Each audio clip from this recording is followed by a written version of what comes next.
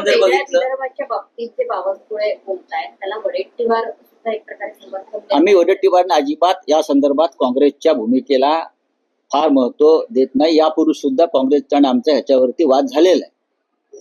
महाराष्ट्र अखंड एकसंघ राहावा या संदर्भात काँग्रेसमधल्या वरिष्ठ नेत्यांचं सहमती आहे.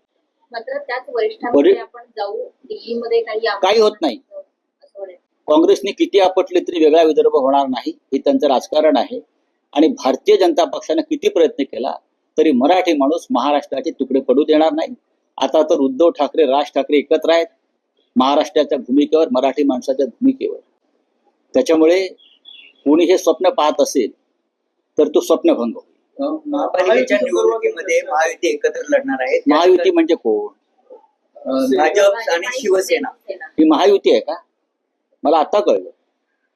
एक डुप्लिकेट पक्ष, बोगस, जो अमित शहाचा आहे, तेच भाजप बरोबर युती करतायत. म्हणजे सिस्टर कन्सर्न आणि बिग कन्सर्न. मिंध्यांचा पक्ष हा अमित शहाचा पक्ष आहे, म्हणून अमित शहाच्या पायाशी जाऊन एकनाथ शिंदे यांनी युती करायला भाग पाडला.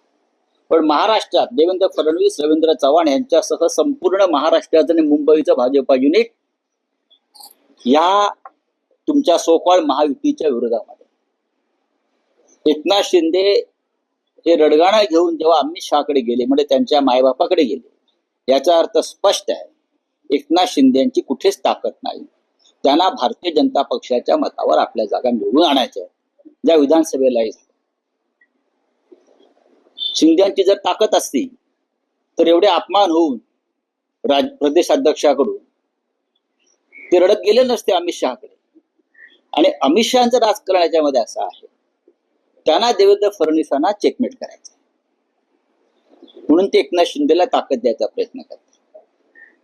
त्यांना फडणवीसांची ताकद वाढवू द्यायची नाहीये, त्यांना फडणवीसांना दिल्लीच्या दिशेने येऊ द्यायचं नाहीये.